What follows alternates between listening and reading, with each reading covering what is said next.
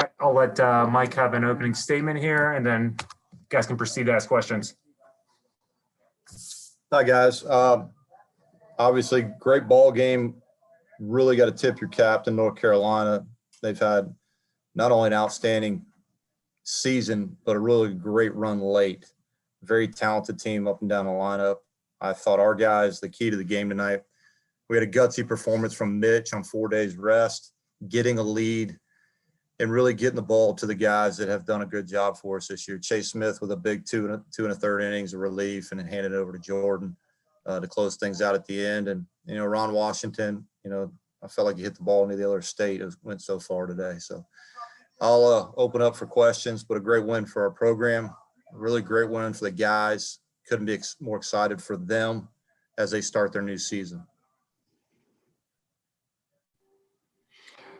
Mike, congratulations on the win.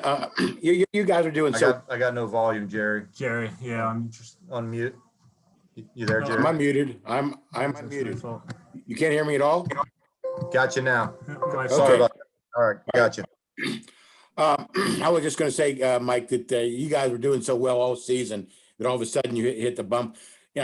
Coaches don't like to make excuses, but how much, did the pause give you problems there in May, at the beginning of May? I honestly, Jerry, I thought our guys were really good coming out of it. Our first practice, there was great energy. I think the biggest thing that as coaches we forget about, baseball at the big league level is played every day. And the college level, there's a flow to playing a midweek game and 3 games on the weekend. There's a rhythm to it. And if you look, this was something no team has ever had to go through until this year. But if you look at all the teams that had to pause at some point in time or another, when they came out of it, they didn't come out of it too sexy. Some guys got it out of the way early in the year. Some guys didn't have to do it at all. But if you look up and down our league, whether it was North Carolina State early in the year coming out of it, Wake Forest really never came out of it until the end, until they played us.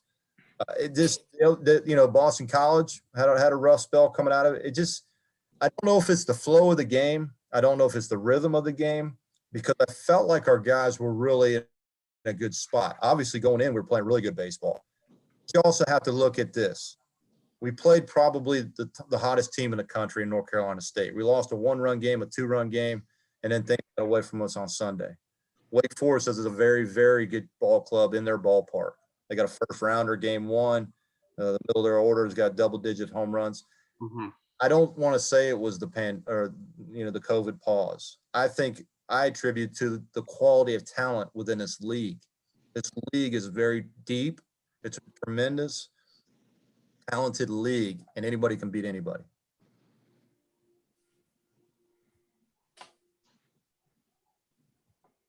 Do you guys think you might be on a little bit of a roll now that you tasted victory again and it feels good? Well, victories always feel good, that's for sure. I like the energy I saw in the dugout today with our guys. We know we have a very tough task Thursday against, again, NC State, who's very talented and playing very good baseball.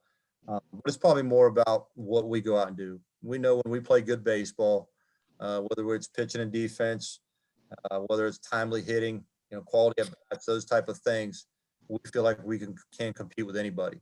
I think we've got 17 wins in the quad 1, which is top 50, opponents in the country. I think that's top 5 in the country. So we're up for a challenge, but yes, we feel like we are more than capable. Are you prepared to announce a starter for Thursday's game? I'll probably wait until after practice tomorrow. Most likely Matt Gilbertson, but I'll do an official announcement probably as we get going after practice tomorrow. Hey, Coach, you mentioned NC State. It's going to be they're one of the hottest teams in baseball right now. But you opted to go with your ace, Mitch Myers, in the game tonight. What went into the decision pitching him first rather than waiting to save him against the game against NC State?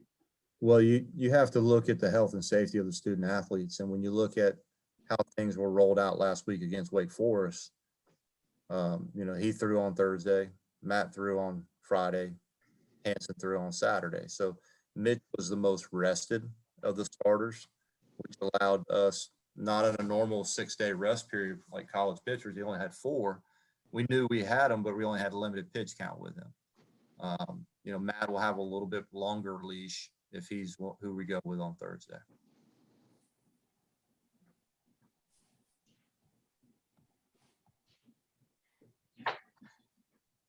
Any other questions? Hey, Coach, Chris Heidel from Hermanson Radio in Baltimore.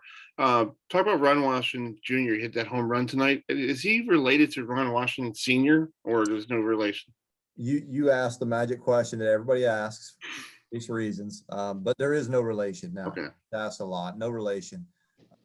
Ron's done a tremendous job anchoring down the 4-hole for us all year, and that's the reason why. He has the ability to impact the baseball and impact the game. And when you're sitting in the other dugout, you've got to really make sure that you make quality pitches against him, because he can really flip it, and there's not a whole lot of ballparks that can hold what he can do. Yeah, and I have one more question to ask you. With the 4 games in a row, this whole, going for the whole tournament, how are you going to keep your players fresh throughout this whole thing? Well, we focus one day at a time, one game at a time. We definitely don't want to get ahead of ourselves. And, it's a different format. We know that we were in the situation of, hey, we've got to win both games to get to the semifinals. So today was all about winning today. We'll regroup. We'll recover tomorrow. We'll have a light workout. We'll get focused for Thursday. And like I said, I know we've got a very tough task at our hand. I expect to see a lot of Wolfpack fans in attendance here on Thursday, but we're gonna strap it up and play a little baseball and see what we can do. Well, congratulations on the win tonight. Thank you. Appreciate it. Mike, the announcers called this a big program win for Pitt. Do you think it's kind of win that will make people pay attention to your program?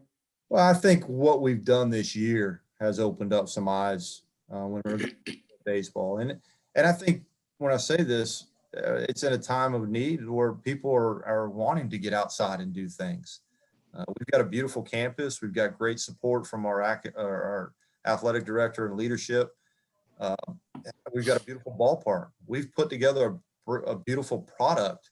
It just so happened we weren't allowed to really have a whole lot of fans this year. So as far as a program statement win or anything like that, we're just trying to get to the next game.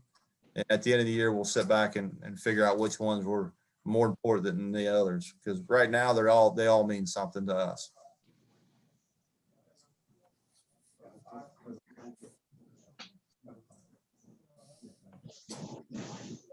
Any other questions for Mike? All good? I'm good, thank you.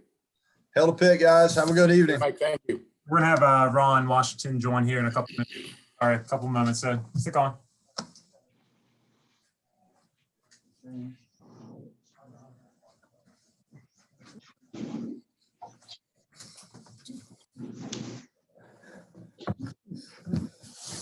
What's going on, guys?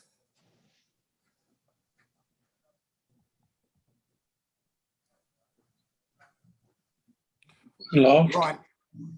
Oh, go ahead. I'm sorry. Go ahead. Go ahead, Barry. I believe you're on. Okay, I'm sorry. Ron, Coach mentioned that maybe your home run was hit into the next state or something. Is that the longest home run you've ever hit, or how does it rank? I haven't got to see the numbers on it yet, but it's probably pretty up there. It did feel pretty good off the bat. What kind of pitch did he throw you? I think it was like cutter that just backed up. Just elevated fastball type pitch, cut fastball. Ron, how difficult was it? Was it 2.5 weeks you guys didn't play? How difficult was that for you guys? I think it was pretty tough on us. We kind of hit a slump as a team after the COVID break, but we were really able to put that behind us for this tournament, and I think that showed today. And I really like how this team, we bonded so well today, and it really paid off today.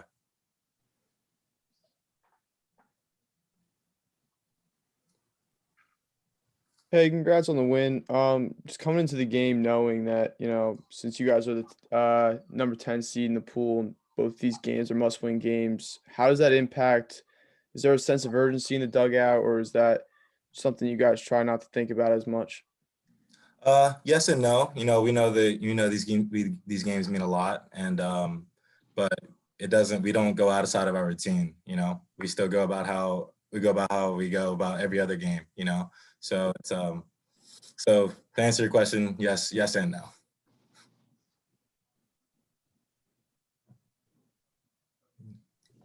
How did it feel to quiet the crowd there at the end? I noticed McCrum sort of put his hands up, like finger up, I guess, at the end of the game. Yeah. How'd Yeah. that feel? I mean, that was pretty cool to watch, you know. You know, I guess we are in North Carolina, you know, we're playing them, so they definitely had the, I guess, home crowd advantage, it seemed like. But our Pitt fans were plenty of them there, and you know, we heard them all night.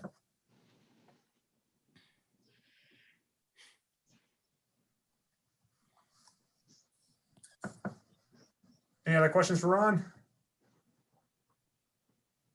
All right, thanks, guys. Cool. Thank you, guys. Thanks, Ron. Good luck. That's it for a press conference. So if you guys have any other questions, you can email me, text me, whatever you need. I'll try to help you guys out. Corey, this is your second appearance in the ACC tournament, right? Correct. Yes. So it was 2018 where we also Pitt came in as a 12th seed and they defeated Georgia Tech, then also North Carolina to advance to semifinals. So they're 2-0 against North Carolina in the ACC tournament. So you guys are actually 2-1 in the ACC tournament then. Or 3-1. Yep. 3-1. Correct. Undefeated in pool play. Right. Okay. Gotcha. Thursday at 7 then, right? Correct. Yep. Okay. Thank you. Yep. Thanks, you. guys.